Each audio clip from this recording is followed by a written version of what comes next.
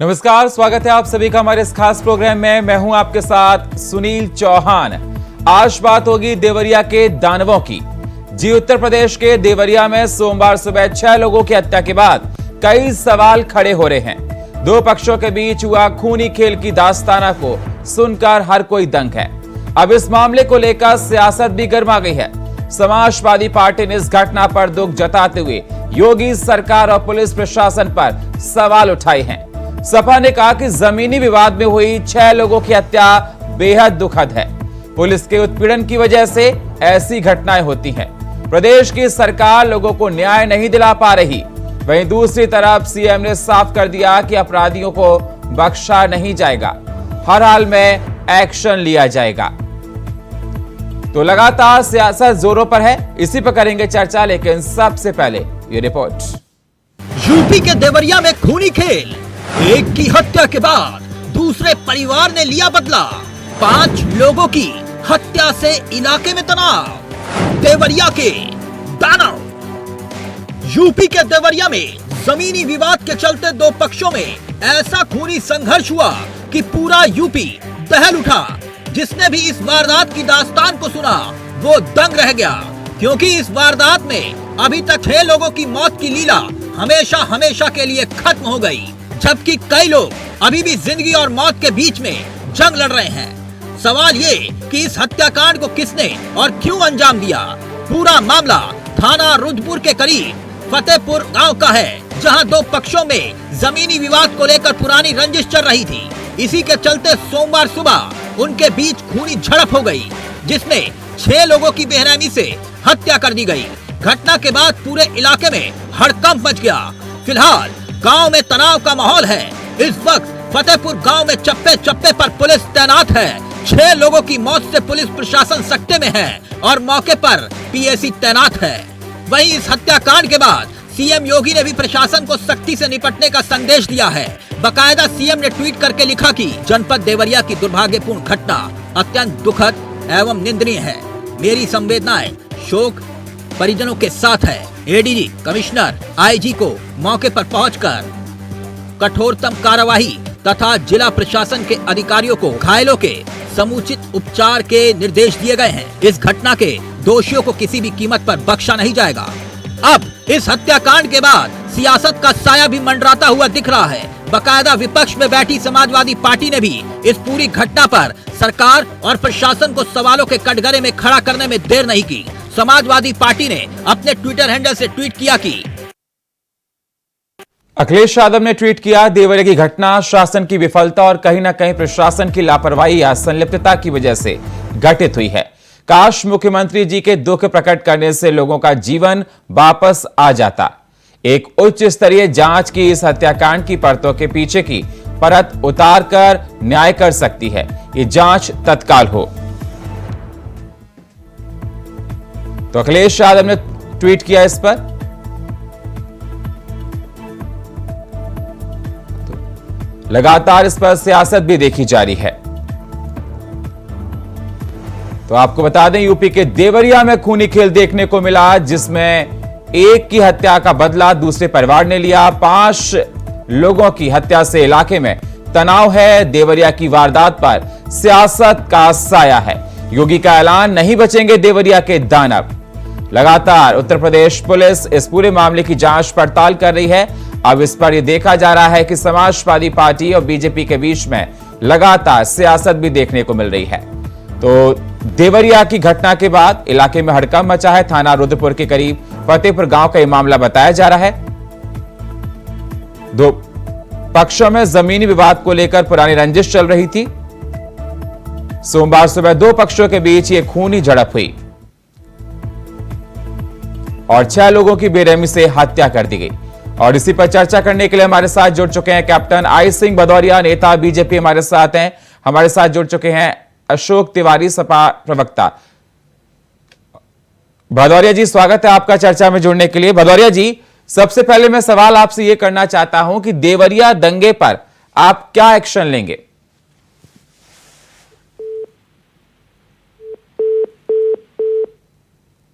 संपर्क हमारा टूट चुका है। भदौरिया जी से हम संपर्क फिर से जोड़ने की कोशिश करेंगे, लेकिन तमाम सवाल खड़े होते जा रहे हैं। ये पूरा मामला आपको बता दें, थाना रुद्रपुर के करीब फतेहपुर गांव का ये मामला बताया जा रहा है। दो पक्षों में जमीनी विवाद को लेकर पुरानी रंजिश चल रही थी। सोमवार सुबह दो पक्षों के बीच खूनी झड़प हुई थी, आपको बता दें, और 6 लोगों की बेरहमी से हत्या कर दी गई थी।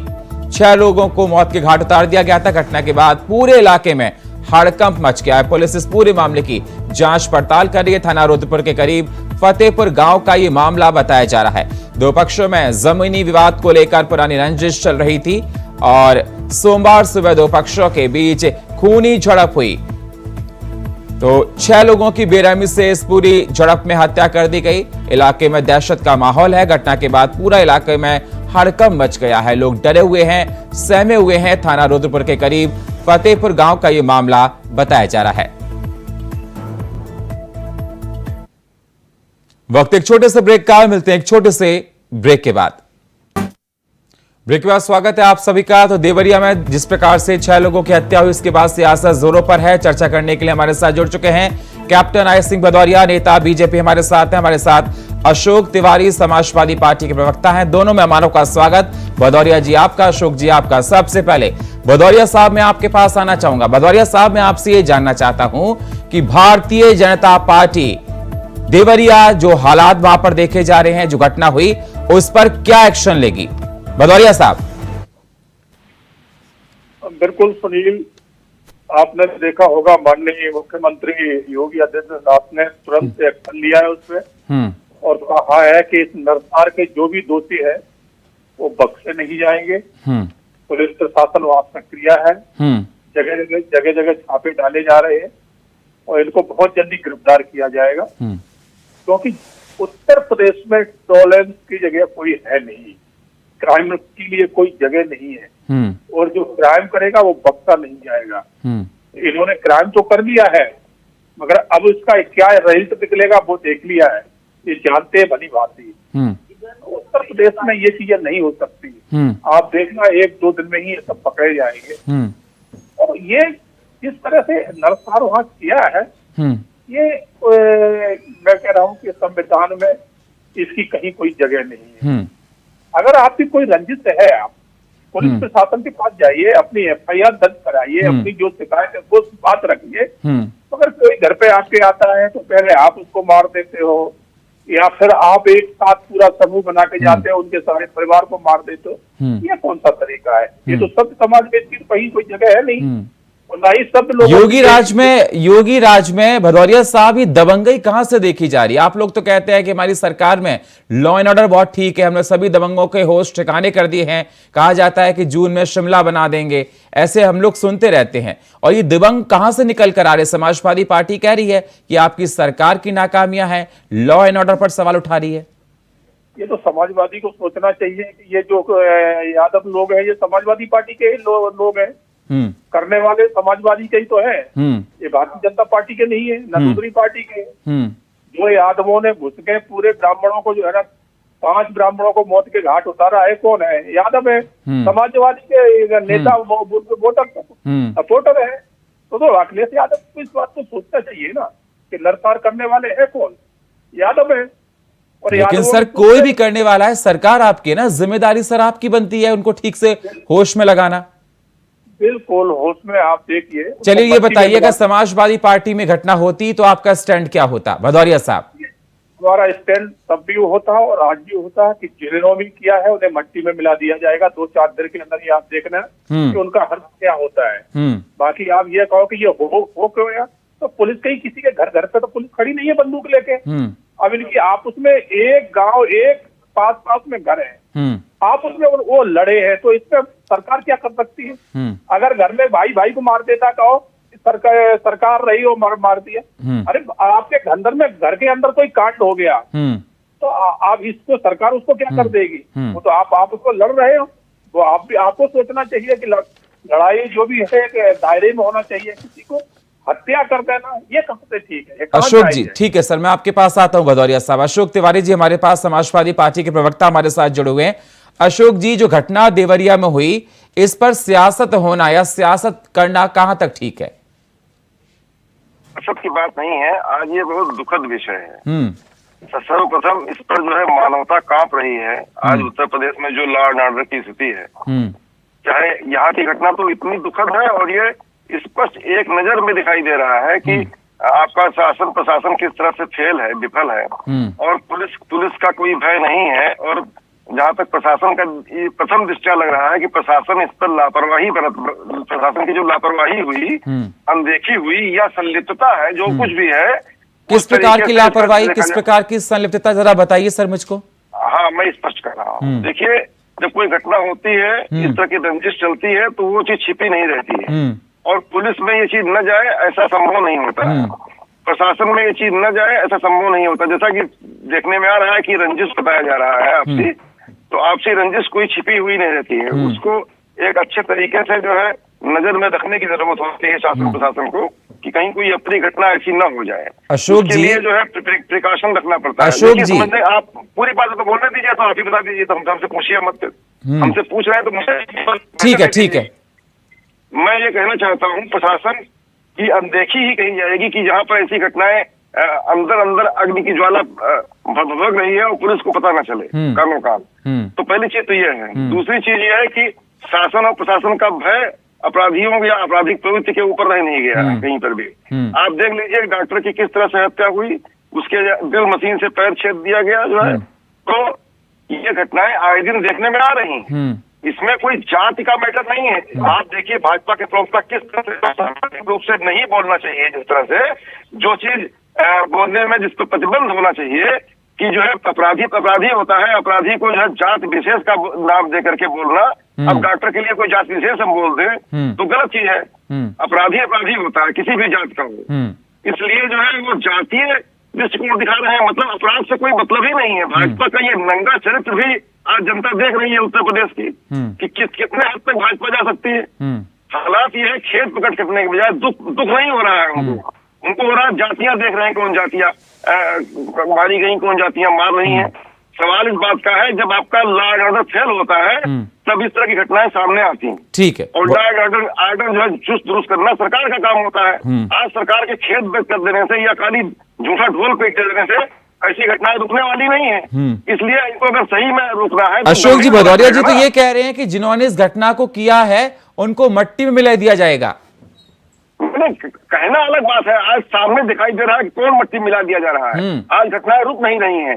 जिस तरह से उत्तर प्रदेश में बड़े बड़े माफिया मट्टी मिला दिए गए सर। अरे छोड़िए, खाली कहने की बात है, ये मिला दिया गया खाली। अरे सर, बड़े बड़े माफिया लीपने की बात है, किसने मिला दिया? दुनिया जानती है सर, कोई नहीं जानता है। दुनिया जानती है कि उत्तर प्रदेश सरकार ने बड़े बड़े माफिया जो समाजवादी सरकार में संरक्षण दे रखा था, जिनको टिकट दी गई थी, उनको मट्टी मिला दिया गया। आप जैसा चैनल कैसे बोल सकता है किसी को जो है कस्टडी में मार दिया जाए? अरे सर, खुद स्टेटमेंट था। एक नया अपराधी मार दे और कस्टडी। आज सुप्रीम कोर्ट ने संज्ञान लिया है, सुप्रीम कोर्ट पूछ रहा है कि किस तरह से कस्टडी। ठीक है अशोक जी, मैं आपके पास आता हूँ आपके पास। भदौरिया जी, मेरी आवाज सर आपको मिल रही है? जेलों में साजिश हुई है, आप ऐसी बोल दीजिएगा सर। भदौरिया जी, अशोक तिवारी जी का साफ तौर पर कहना है कि आपका law and order Uttar Pradesh में पूरी तरह से फेल है, माफियाओं का, गुंडाओं का राज है, जनता त्रस्त है, और जिस प्रकार से घटना हुई है उसको लेकर ये कह रहे हैं कि कहीं ना कहीं प्रशासन की घोर लापरवाही नजर आ रही है सामने। जघन्य घटना हुई है। सुनील, उत्तर प्रदेश का लॉ एंड ऑर्डर जितना सख्त और अनुशासित है, शायद मेरा ख्याल पूरे भारत में कहीं नजर नहीं आपको आएगा। और इस बात को हम नहीं कह रहे, पूरा हिंदुस्तान कह रहा है। मैं आज महाराष्ट्र में हूँ, महाराष्ट्र में भी लोगों से मैंने चर्चा करता हूँ तो वो भी कहते हैं कि उत्तर प्रदेश एक समय वो था जब जंगल राज हुआ करता था। आज उत्तर प्रदेश की जो छवि बनी है वो पूरे भारत में ऐसी किसी स्टेट की नहीं है। योगी राज ने इतना अच्छा उत्तर प्रदेश को बना दिया है।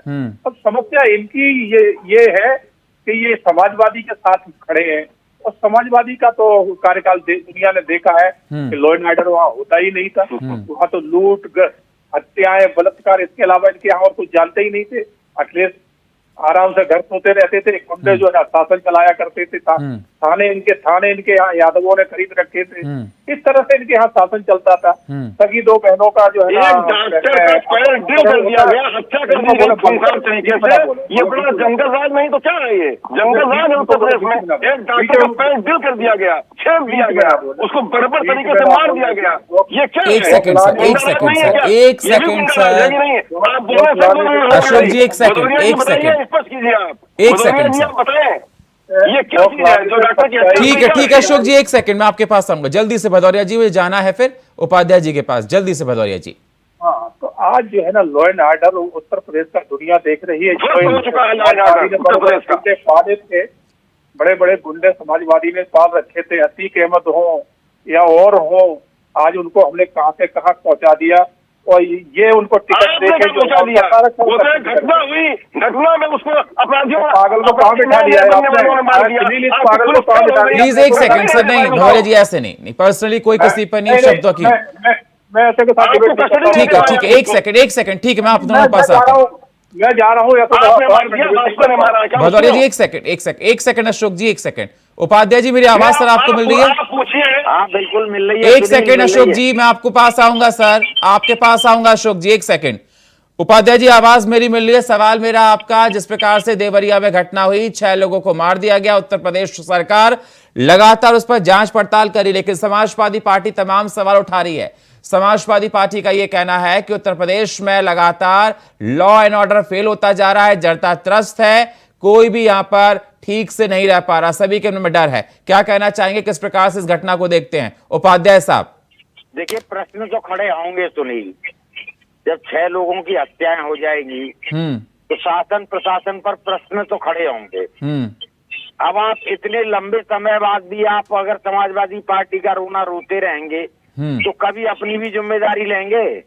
अब तो सेकंड दूसरा कार्य और दूसरे कार्यकाल में आपको इतना समय हो गया, इतने समय में जिस लॉ एंड ऑर्डर की बात करते हैं वो लॉ एंड ऑर्डर दुरुस्त होते हुए, जीरो टॉलरेंस होते हुए अगर 6 लोगों की हत्या हो जाती है तो इसको क्या कहेंगे? ये प्रश्न तो खड़ा होगा कि भी कैसा लॉ एंड ऑर्डर है, कैसी जीरो टॉलरेंस है कि 6 व्यक्तियों का हत्या हो जाती है तो शासन प्रशासन का फेलियर है। देखिए लॉ एंड ऑर्डर और जान माल की सुरक्षा राज्य सरकार का दायित्व होता है। लेकिन उपाध्याय जी बीजेपी का ये कहना है कि हम हर घर के बाहर तो पुलिस खड़ी नहीं कर सकते ना, तो फिर आप ये दावा क्यों करते हैं कि भाई जीरो टॉलरेंस है? आप जो आप कह रहे हैं ना भाई, दर्शक भी सुन रहे होंगे जो आप कह रहे हैं कि हर घर के बाहर पुलिस खड़ी नहीं कर सकते, तो फिर क्यों कहते हैं कि भाई जीरो टॉलरेंस है, अपराध नहीं है और अपराधी भी नहीं है? अपराध भी हो रहा है तो ये अपराधी है, इसका मतलब अगर अपराध हो रहा है तो अपराधी भी हैं। आप कहते हैं कि हमने अपराधियों को समाप्त कर दिया, इनको जहन्नुम में भेज दिया, लेकिन यहाँ तो अपराधी अपना काम कर रहे हैं, लूट भी हो रही है, डकैती भी हो रही है, सारे काम तो हो रहे हैं, तो फिर जीरो टॉलरेंस कहाँ से आ गई? आप एक्सेप्ट करिए कि हाँ हमारा लॉ एंड ऑर्डर अच्छा नहीं है, भाई हम हर घर के सामने पुलिस खड़ी नहीं कर सकते, मैं मानता हूँ कि ये संभव नहीं है, लेकिन अगर संभव नहीं है तो उसे स्वीकार तो करिए। ठीक है भदौरिया साहब, मेरी आवाज सर आपको मिल रही है? हाँ आवाज मिल रही है। उपाध्याय साहब का ये कहना है कि आप जीरो टॉलरेंस की बात करते हैं, आप कहते हैं कि हमारी सरकार में लॉ एंड ऑर्डर बिल्कुल ठीक है। जरा बताइए 6 लोगों को मार दिया जाता है, इलाके में दहशत का माहौल है, तो किस प्रकार से आप देखेंगे? आपको मानना पड़ेगा ना सर कि कहीं ना कहीं सरकार की कमी है। तो सुनील, ये इनकी आपसी रंजस थी और आपसी रंजस में इन्होंने कोई पुलिस में जाके एफआईआर नहीं दर्ज कराई। अगर ये जाते और पुलिस में एफआईआर दर्ज कराते और पुलिस एक्शन नहीं लेती, फिर आप कहते हैं कि लॉ एंड ऑर्डर ठीक काम नहीं कर रहा है। किसी ने कुछ नहीं कराई, इनकी आपस में मोहबाद हुआ है और एक दूसरे के घर पे गए और मार दिया। अब पुलिस को तो सूचना मिलेगी, पुलिस तभी तो वहाँ एक्शन में आएगी। अब आप किसी को एकदम अचानक बिगर सूचना, पुलिस को कोई सूचना नहीं है और आप किसी पे गोलियां चला दो, किसी के घर में घुस के मार दो और फिर कहो कि। लेकिन सर भदौरिया साहब, पुलिस का प्रशासन का डर तो होना चाहिए ना, 6 लोगों को एकदम मार देना सर। अगर आप कह रहे हैं कि हर घर के बाहर पुलिस को खड़ा नहीं कर सकते, लेकिन भय तो होना चाहिए ना पुलिस का। भय तो इतना है कि आज अगर सर भय होता तो ये घटना नहीं होती भदौरिया साहब। अब कुछ सरखरे होते हैं ना जिनकी बुद्धि ही इतनी है, पढ़ाई लिखाई उनकी इतनी है कि जो यही नहीं समझते कि कानून क्या होता है। अगर हम ऐसा काम कर लेंगे तो इसके बाद हमें इसका पनिशमेंट सजा क्या मिलेगी, हमारे साथ क्या गुजरेगा, वो ये ना सोच के, क्योंकि उनकी पढ़ाई लिखाई सोच इतनी है ना।